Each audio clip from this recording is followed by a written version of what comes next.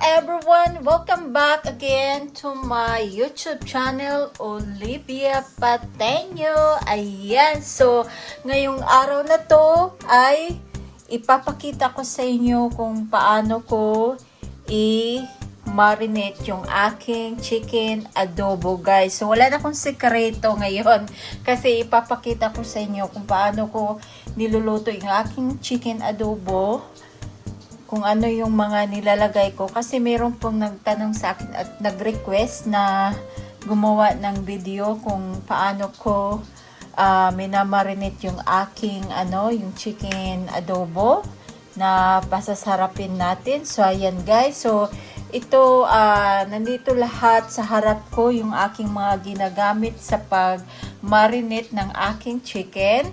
At yung sa iba naman sa inyo, kung hindi kayo yung iba naman, kung hindi kayo gusto na maglagay ng ating oysters, pwede din hindi nyo lagyan. So ngayon guys is ipapakita ko sa inyo yung aking mga ingredients, how to marinate my chicken adobo. So today guys, itaglis na lang natin. So today I'm gonna share with you guys what is my secret to marinate my chicken adobo. Ayan, Filipino chicken adobo guys. So ayan, I'm gonna show you each individual yung aking yung aking mga ingredients. So ito ay meron akong, I have garlic powder.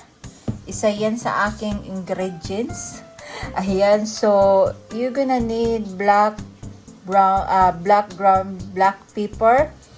Tapos kailangan din ninyo ng ground onion powder.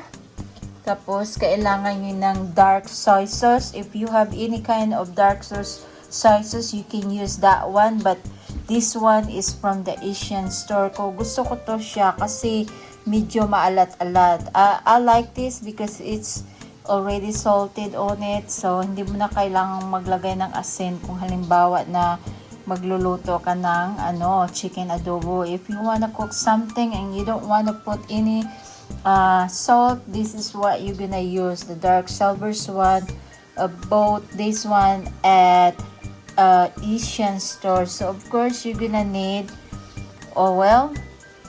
Ayan, so kailangan din ninyo ng vinegar. You need vinegar.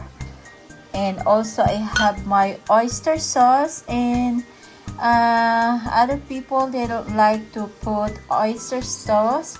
Pwede din hindi nyo lagyan, pero mas masarap siya kung lalagay nyo siya ng oyster sauce kasi medyo matamis-tamis siya at may lasa na.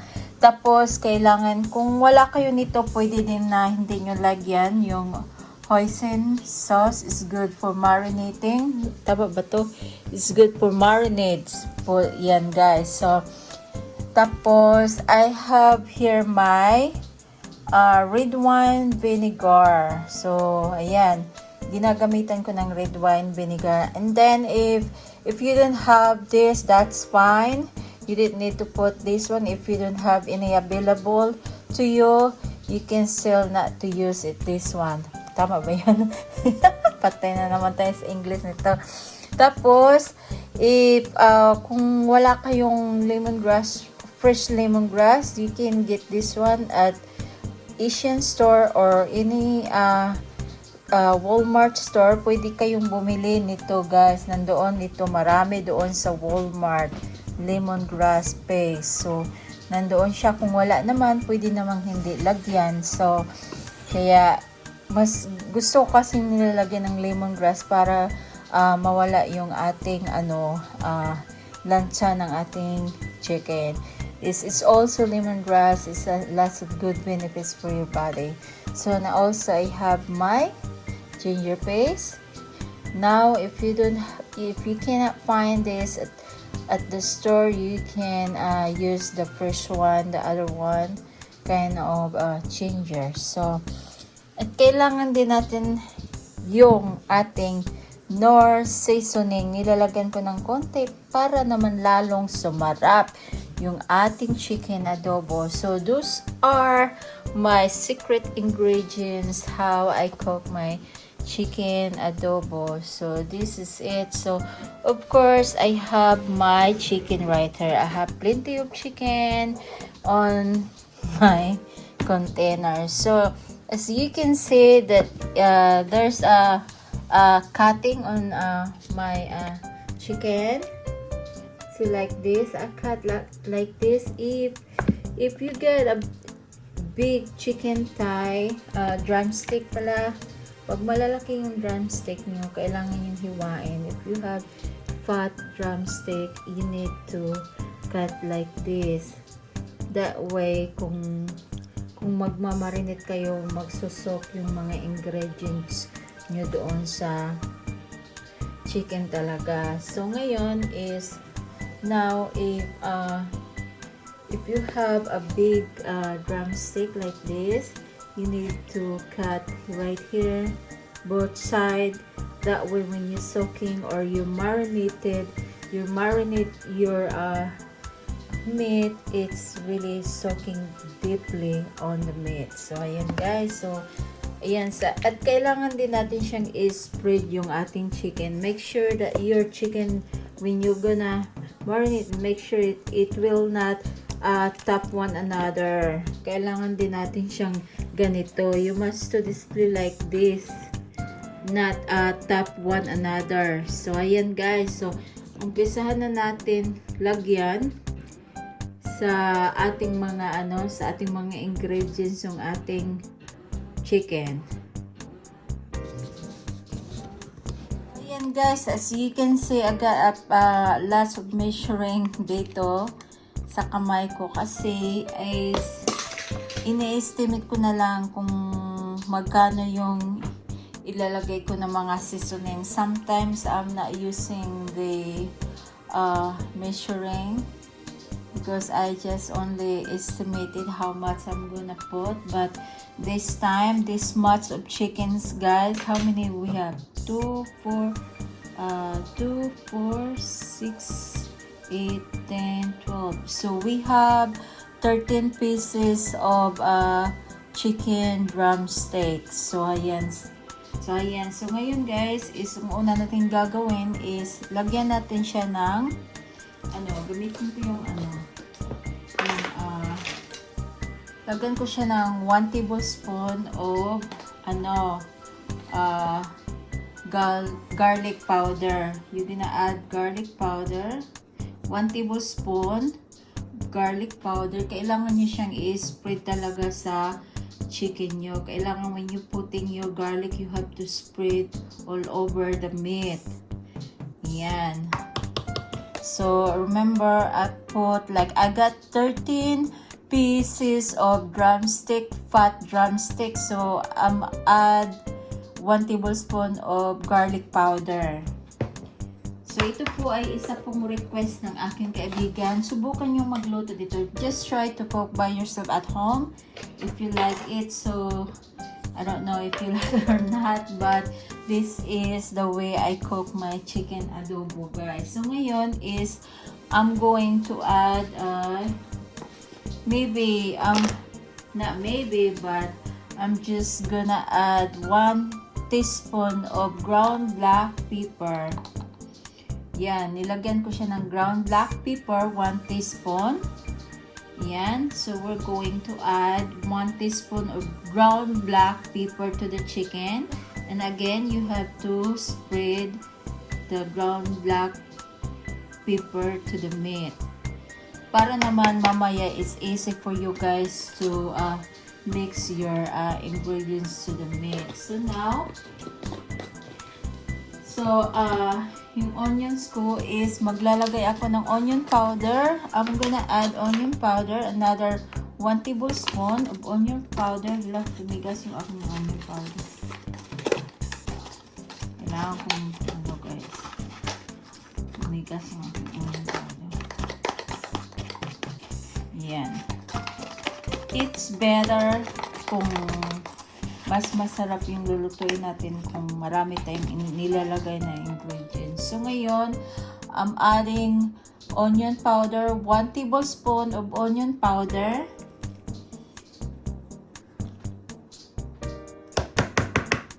Pag Pag wala naman kayong onion powder, available onion powder, pag nagluluto na kayo, pwede nyo na siyang ilagay doon pag pinakuluan na yung chicken nyo. And now, some other country, they don't have like this onion powders. If you wanna add your chicken adobo for onions, you can use the fresh one while you cooking, boiling your chicken. You can add your fresh onions doon. So ngayon guys is I'm gonna shake.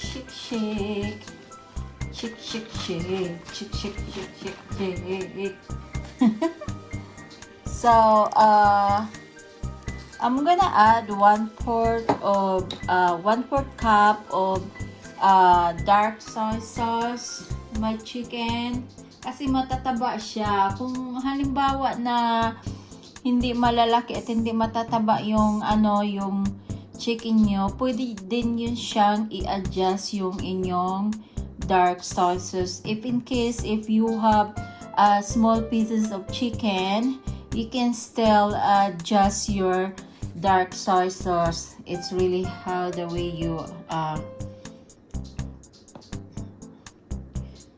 to put your ingredients, kasi wala namang mawawala nito pag pag madami yung mailagay nyo, diba?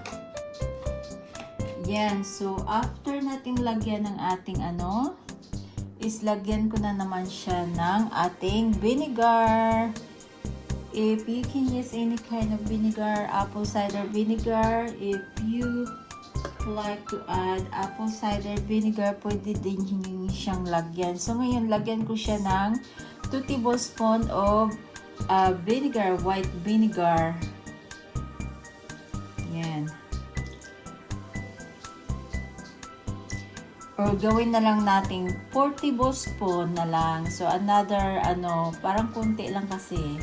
So like I said, it's depend on you how much you putting your seasoning on your chicken. It depends how much or how many your ano ba yan, kung gaano kadami yung inyong chicken, guys. Ngayon na-decide ako na lagyan ko na siya ng 4 tablespoons of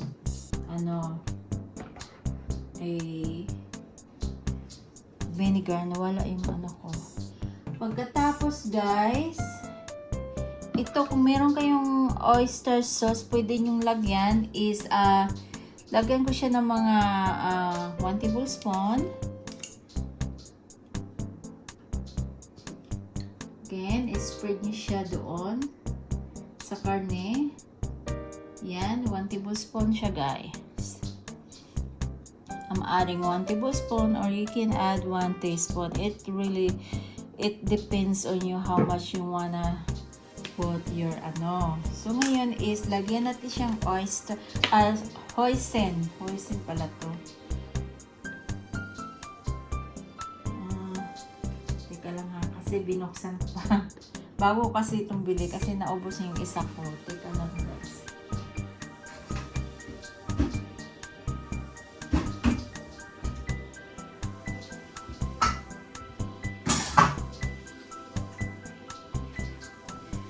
Tapos, maglalagay tayo ng hoisin ba to? Sauce? Like, 1 teaspoon, guys. Yeah, 1 teaspoon.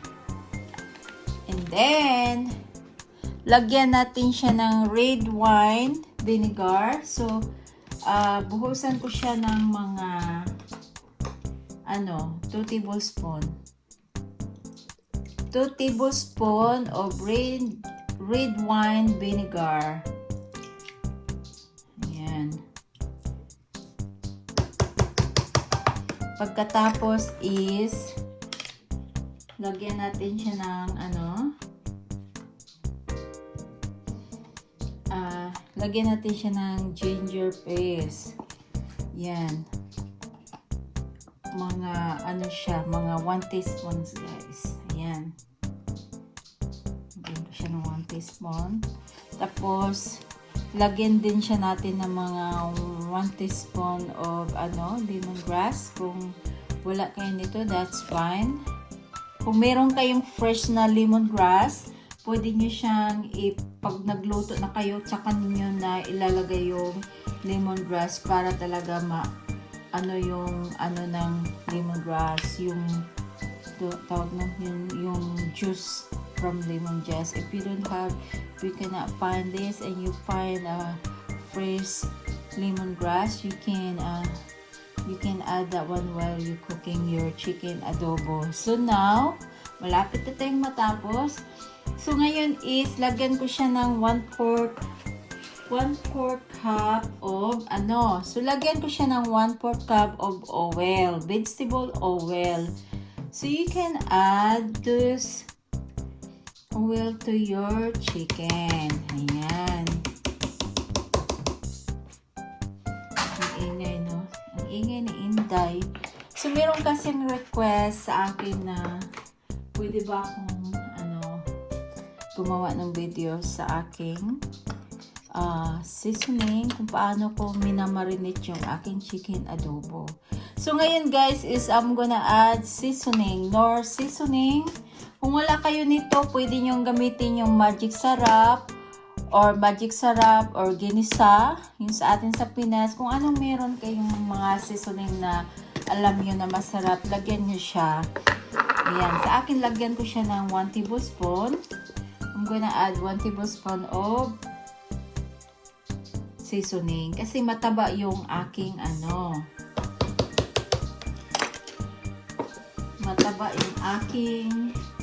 chicken.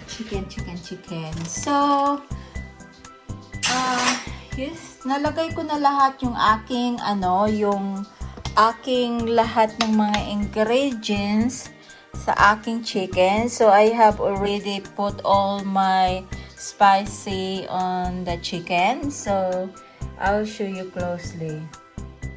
Yan. Smells good and delicious. My God.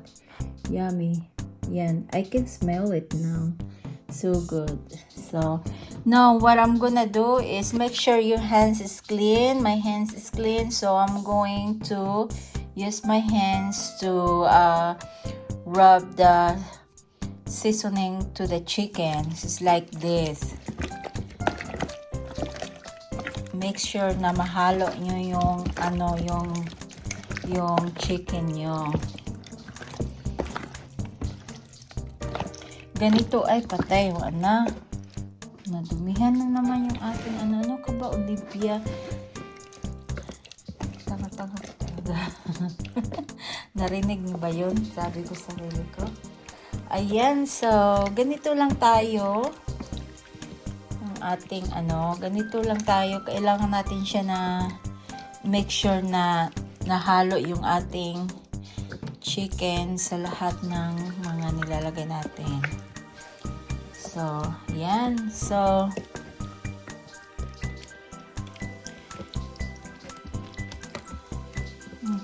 ang bango, no? Naamoy ko na siya. It smells good, guys. Really.